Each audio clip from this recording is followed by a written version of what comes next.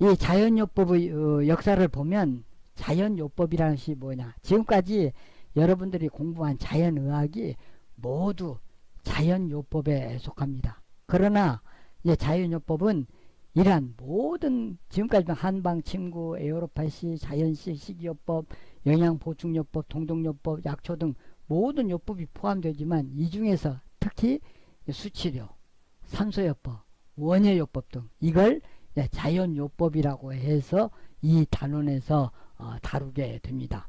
그러니까 자연요법이란 자연의 힘, 물, 공기, 온천, 광선, 열 등을 빌려서 자연 치유력을 활성화한다는 이론에서 바탕을 둔 치료법을 자연요법이라고 이야기를 하고, 이 자연요법은 현대 임상의학과는 반대되는 요법이라고 할 수가 있겠습니다. 그러니까 자연요법은 어떤 종합적인 건강관리법도 자연요법이라고 할 수가 있습니다. 질병치료뿐만 아니라 건강향상, 질병예방, 생활양식 또는 개선 교육까지도 포함해서 또 적절한 영양 섭취까지도 포함해서 모두 자연요법이라고 할 수가 있는 게죠. 이 자연요법의 역사를 보면 자연요법의 첫 번째 실시한 사람은 그야말로 히포크라테스입니다. 히포크라테스는 서양의학의 아버지도 되지만 자연요법의 아버지도 됩니다. 그러니까 히포크라테스가 자연치유력을 처음 인식한 사람이 히포크라테스입니다. 스파를 사용을 한 거죠. 질병치료에 오늘날 또 스파 있지 않습니까? 스파를 사용해서 치료한 사람이 히포크라테스입니다. 그러니까 역사가 굉장히 오래된 역사를 가지고 있습니다. 좀 구체적으로 이제 역사를 보면 이 독일 사람 요하네스 스트로크가 건조 식사법을 이제 개발한 게죠. 말을 관찰을 해보니까 말이 관절에 무리가 있을 때 바싹 마른 밀기울만 먹고 있더라는 게죠. 그걸 보고 건조 식사법을 이제 개발을 했죠. 그래서 여러분들 이거 보고 이런 생각이 안 듭니까? 관절이 좀 어디가 아프고 무리가 있으면 그야말로 건조 식사법을 한번 해보는 게지요. 우리나라 사람들 물 말아 먹고 자꾸 물을 많이 먹지만 그러지 말고 어떤 건조 식사법을 하면 효과가 있지 않을까 이런 생각을 해봅니다. 그리고 또 프러시아 사람 이그아츠 페크젤리라는 그런 사람은 올빼미가 다리가 부러졌을 때 홍채의 특정 부위가 변화되는 것을 발견을 해서 홍채 진단법을 개발했습니다. 눈을 보고 질병을 진단해 내는 게죠. 그리고 빈센트 프리에스니치와 파스테로 크네이프가 수치료법을 개발했다 하는 그런 자료들이 보고되고 있습니다. 이것들이 모두 다 자연요법과 관련되는 그런 역사가 되겠습니다.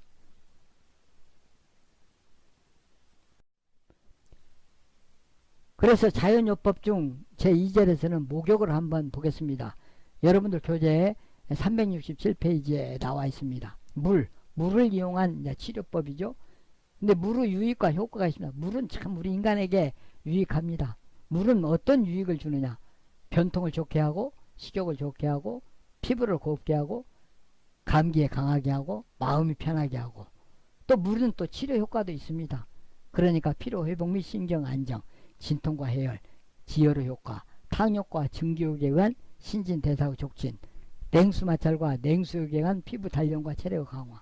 그러니까 물을 꼭 마셔야 하는 게죠. 물을 마시지 않으면 질병 치료가 될 수가 없는 게죠. 또 목욕법도 온도에 따라서 고온욕, 중온욕, 미온욕, 온냉교도욕 이렇게 나누죠. 여러분들 목욕탕 다니지 않습니까? 그러니까 42 내지 45도씨는 고온욕, 40 내지 41도는 중온욕, 또 36, 39도는 미온욕으로 이렇게 구분을 하고 있습니다. 또 물에 담그는 정도에 따라서 전신을 담그면 전신욕, 반신을 담그면 반신욕, 부분을 담그면 부분욕, 발만 담그면 조욕, 이렇게 우리가 구분을 합니다. 오늘날은 여러분들이 어떤 관광지 같은 데 가서 보면 사람들이 삥 둘러앉아갖고 조교하는 모습들을 볼 수가 있는 게죠. 저기 이거 문경세제 가더라도 문경세제 도립공원 거기 그 뭡니까 그 드라마 세트장 있는데 근처 가니까 사람들이 삥 둘러 앉아가지고 조격을 하고 있는 그런 모습을 볼 수도 있고, 부산에서도 저기 뭡니까 부산항 그 여객 터미널 있지 않습니까? 거기 가면 그 들어가는 입구에 조격탕이 있어가지고 그 노인들이 전부 그 삥 둘러앉아갖고 조격하는 모습들을 볼 수가 있습니다. 뭐 온천장 가면 물론 이제 조격탕도 이제 있죠. 이렇게 여기저기에 많이 조격탕이 있습니다. 그리고 기타 목욕법으로는 사우나, 초음파탕, 진흙탕, 온천욕 이런 것들이 있다는 것을 알아두면 좋겠습니다.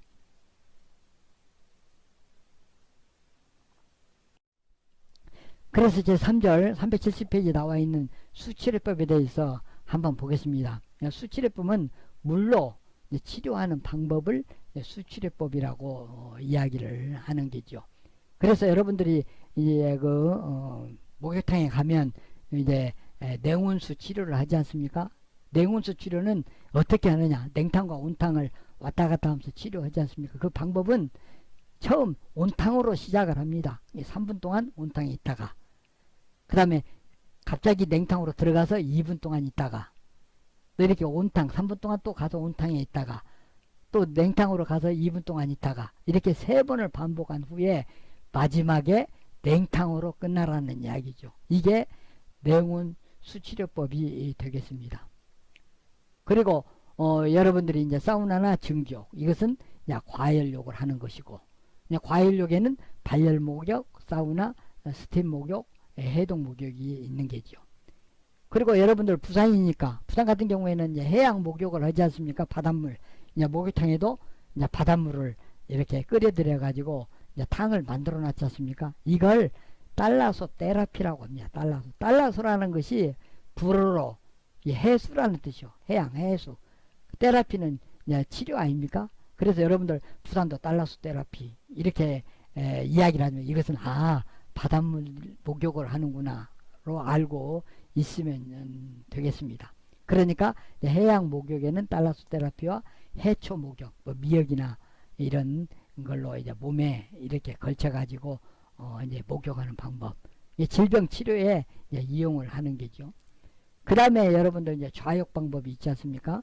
항문을 갖다가 이제 쬐는 방법인데 이제 냉좌욕이 있고, 그 다음에 뜨거운 좌욕이 있고, 그래 뜨거운 좌욕은 100도씨부터 시작하고, 이제 냉좌욕은 4.4나에서 29.4도씨로 이렇게 하는 것을 냉좌욕인데, 여기에는 이제 또 허브를 첨가해서 이제 치료법에 이제 이용을 하기도 하죠.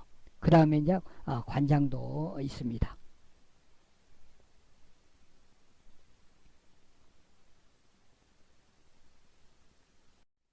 그 다음에 이제 기타요법을 한번 보겠습니다. 자연요법에서. 그러니까 제 4절을 보면 산소요법. 우리가 고압산소, 산소를 고압 챔버에서 100% 산소를 흡입하면서 이제 치료하는 요법도 있고, 또 오존요법. 오존을 이제 비폭을 해서 이렇게 하는 방법도 있고, 또 산화요법은 과산화수소를 이용하는 방법이 이제 있겠습니다. 그러니까 이렇게 산소를 마시면서 산소요법도 이제 자연요법에 속하는 게죠. 그 다음에 이제 5절을 보면 원예요법이 있습니다. 화초치료.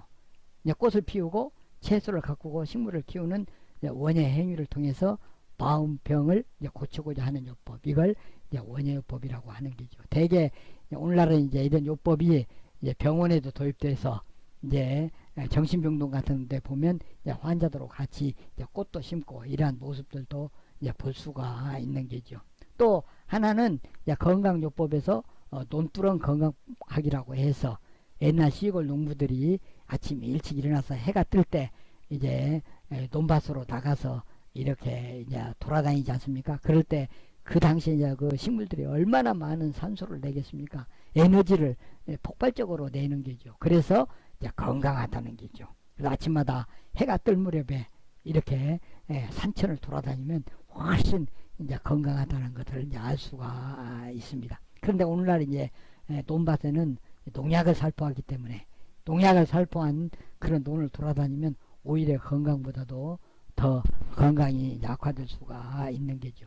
여기에서 다시 한번 여러분이 생각해야 할 것은 프로이드 정신분석 이론을 한번 생각을 해야 합니다. 그러니까 꽃을 가꿀 때도 어떤 원예를 할 때도 그 원예를 해서 나의 욕심에 의해서만 쓰면 이드죠. 이드.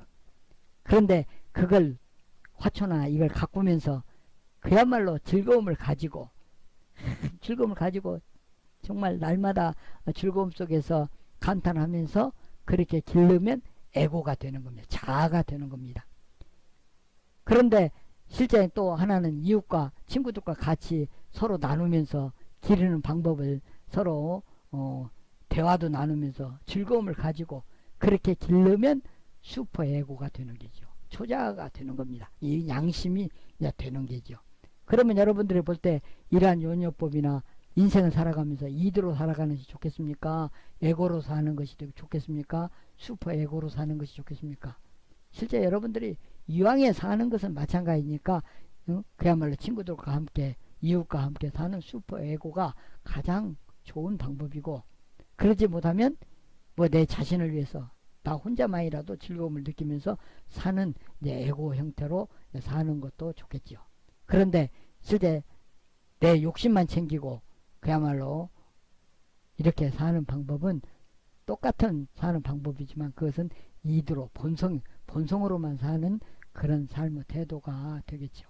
여러분들이 한번 참고로 했으면 좋겠습니다.